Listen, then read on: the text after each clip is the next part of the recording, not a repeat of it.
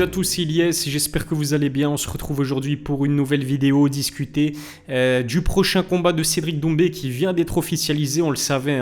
Les bruits de couloir faisaient état d'une potentielle opposition pour Cédric Doumbé au Bellator Paris qui se passe le 17 mai à l'Accor Arena. Et cette fois-ci c'est officiel, effectivement Cédric Doumbé va reprendre la compétition, va faire son retour dans une cage le 17 mai au Bellator Paris. Mais en plus de cela, on connaît l'identité de son adversaire qui s'appelle Derek Anderson et qui est américain. Qu'est-ce que je pense de ce combat? Est-ce que c'est un combat facile pour Cédric Doumbé? Est-ce que c'est un combat qui va lui permettre de renouer avec la victoire?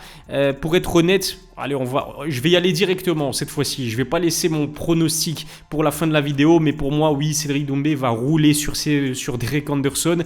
Pour moi, je le vois bien s'imposer par KO au premier round. En tout cas, c'est un match-up qui ne va pas satisfaire la fanbase française du MMA. Je ne parle pas de la fanbase de Cédric Doumbé, mais les amateurs français de MMA, ils ne sont pas emballés par un Cédric Doumbé vs Derek Anderson. Je pense que l'immense majorité d'entre vous étiez beaucoup plus emballés par un Cédric Doumbé vs Baysangour Shamsudinov, parce que c'est un combat franco-français, parce que Cédric Doumbé a une hype incroyable, mais pareil pour Baysangour Shamsudinov. Je ne vais pas me répéter pour la millième fois, mais pour moi, Baki, c'était vraiment le partenaire de danse idéal pour Cédric Doumbé. Mais là, Cédric, sa fanbase, elle est établie en France. C'est l'une des plus grandes stars du MMA en France. C'est l'une des plus grandes stars des sports de combat en France. Donc sa fanbase, elle est déjà acquise en France. Là, maintenant, il va aller chercher à conquérir progressivement le public américain. Et c'est la raison pour laquelle je pense ils ont tranché pour Derek Anderson. D'ailleurs, petite parenthèse, mais pour les personnes qui ne comprennent pas pourquoi Cédric Doumbé combat au Bellator, c'est parce que le PFL a racheté le Bellator. Et donc maintenant, on peut avoir des combattants du PFL aller au Bellator et ainsi de suite. C'était quoi? C'était il y a quelques semaines de cela. Il y a même des champions du PFL qui ont affronté des champions du Bellator. Donc voilà, ça c'était pour la petite parenthèse pour les personnes qui peut-être n'ont pas trop compris ce qui s'est passé. D'ailleurs, soit dit en passant, on a tous, les médias ont reçu un mail de la part du PFL justement qui nous indique que Cédric Doumbé a signé une prolongation de contrat exclusive pluriannuelle avec le PFL, donc c'est plusieurs années du coup. Il a prolongé son contrat avec le PFL et ça commence par ce fameux combat le 17 mai au Bellator Champions Series à Paris contre Derek Anderson. C'est qui Derek Anderson? Je le connais pas tant que ça, on va pas se mentir. En tout cas, son visage me dit quelque chose. Pourquoi? Parce qu'il s'est pris un KO monumental. Enfin, c'était pas un KO, mais il s'est pris un coup monumental en plein dans le nez de la part de Michael Venom Page. Je crois que vous avez dû voir les images passer. Sur un kick, Michael Venom Page lui a brisé le nez en deux. C'était vraiment impressionnant. Il a pris très très cher le nez de Derek Anderson contre Michael Page. Au Bellator, il a, je pense, 12 combats à son actif. Donc on va dire que c'est quand même un vétéran du Bellator. C'est un Américain, il a 34 ans. Son dernier combat officiel, j'ai envie de dire, il date de 2021. C'était quand il s'est fait briser le nez par Michael Page. Par contre, en fait, Tapology vient de rajouter un nouveau combat. C'était contre Ray Parker dans une organisation un petit peu suspecte, Gladiator Challenge. Ça s'est fait en septembre 2023 et il se serait imposé par soumission au premier round au bout de 30 secondes. Je dis suspect pourquoi? Parce que même sur Tapology, ils ne considèrent pas vraiment ce combat comme un combat officiel parce qu'il n'y a pas de preuve que ce combat ait eu lieu et ça ne concerne pas que le combat de Derek Anderson. En fait, l'organisation est considérée un petit peu comme suspecte par Tapology parce qu'il n'y a pas de preuve en fait de ces combats-là. Ça se base uniquement sur les propos du promoteur visiblement. Je me fie toujours à Tapology, ces informations ne viennent pas de moi, mais en tout cas voilà, apparemment c'est très suspect ces combats-là. Donc on va dire que le dernier combat officiel de Derek Anderson, c'était en 2021 contre Michael Venom Page. Il combat pas régulièrement, l'américain, généralement il combat une fois par an, donc c'est pas quelqu'un de très actif. Victoire notable, Patricky Pitbull, donc c'est le frère plutôt de Patricio Pitbull. Je voulais dire que c'est pas Patricio Pitbull, le double champion du Bellator. Il a affronté des grands noms de l'organisation comme Brent Primus et il s'est incliné. En fait, sa victoire la plus notable, il en a deux, c'est les deux contre Patricky Pitbull. Qu'est-ce que je pourrais dire d'autre? Il est plutôt complet visiblement puisqu'il compte 6 victoires à son actif par KO TKO, 6 victoires à son actif par soumission et 5 victoires par décision. Donc je pense que c'est quelqu'un qui doit avoir un bon cardio, qui est plutôt complet puisqu'encore une fois il s'impose par KO TKO comme il peut s'imposer par soumission. Alors les victoires par KO TKO, elles peuvent venir de ses points comme elles peuvent venir de ses kicks. Mais je dirais que principalement c'est quelqu'un qui va utiliser son jiu-jitsu brésilien pour aller s'imposer. Ce qui est intéressant aussi à dire et à savoir, c'est qu'il est plus grand que Cédric Doumbé, 1m83 en taille, alors que Cédric Doumbé c'est 1m73 en taille d'après Tapology. Je pense que d'après d'autres sites internet, d'autres sources, il doit être à 1m75. En tout cas, c'est pas un très grand powerlifter Cédric Doumbé. Par contre, au niveau de l'allonge, il est au-dessus de Derek Anderson. 1m88 pour Derek Anderson, 1m91 pour Cédric Doumbé.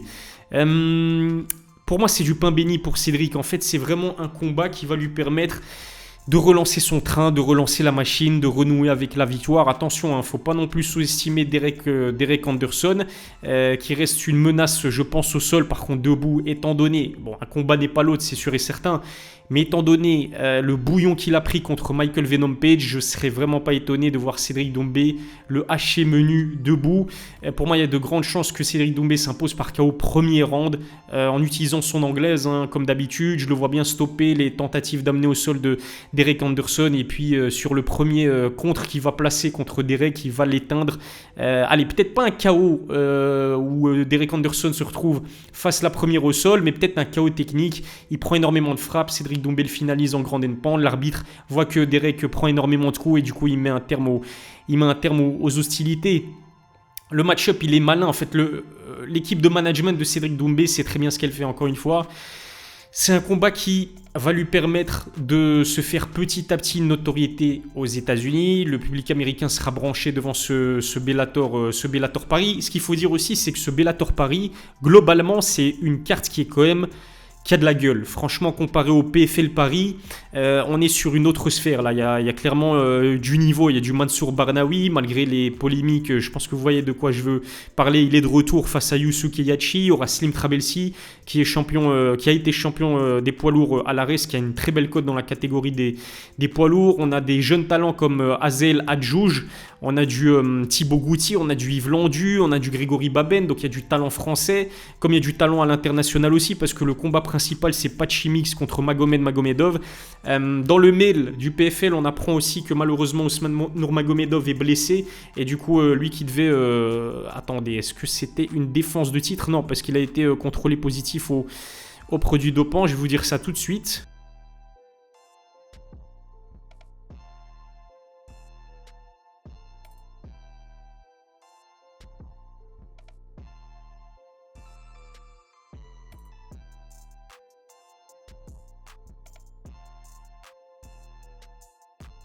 Donc effectivement, Ousmane Nurmagomedov devait affronter Alexander Chablis pour la ceinture des poids légers. Ce ne sera plus le main event de ce Bellator Paris. Ça a été reprogrammé pour un autre événement parce que Ousmane s'est visiblement blessé. Mais c'est tout bénef pour Cédric.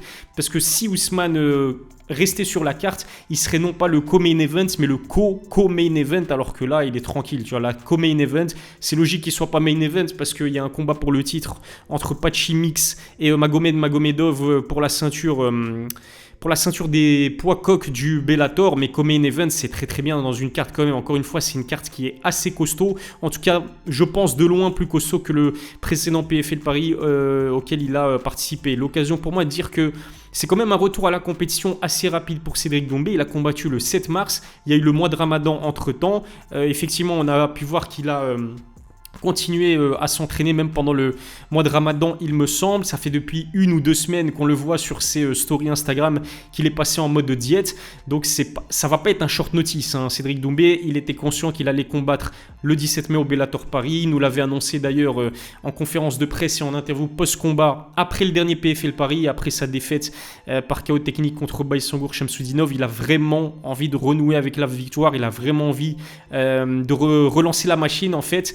Et je le vois bien mettre KO au premier rang d'Eric Anderson et puis interview post-combat. Je vous avais dit quoi? KO au premier rang, on vous en parle plus. Et call-out Baysangour Shamsudinov, parce que c'est vrai que le plan principal, je pense, de Cédric Doumbé, c'était d'obtenir une revanche immédiate contre Baysangour Shamsudinov. Ça ne sera pas le cas et pour moi, je pense que ce ne sera jamais le cas. Moi, je vois bien Baki signer dans les prochains mois à l'UFC.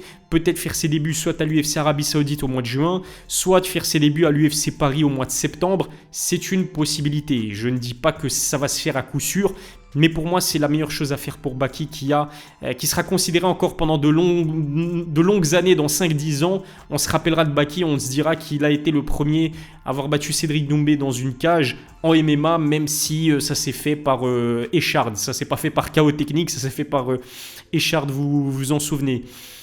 Je pense que j'ai tout dit, hein. Écoutez, Cédric Doumbé vs Derek Anderson, dites-moi si vous êtes hypé par ce combat-là, dites-moi si vous allez acheter vos tickets, prendre vos places pour l'Accor Arena le 17 mai au Bellator Paris, donnez-moi vos pronostics, surtout très intéressant, dites-moi ce que vous pensez aussi de Derek Anderson, est-ce que c'est un match-up intéressant, est-ce que vous pensez à un autre adversaire? Il n'y a pas longtemps, j'ai fait une vidéo dans laquelle je parlais de Cédric Doumbé vs Baki numéro 2 pour dire que moi personnellement un rematch ça pouvait m'intéresser.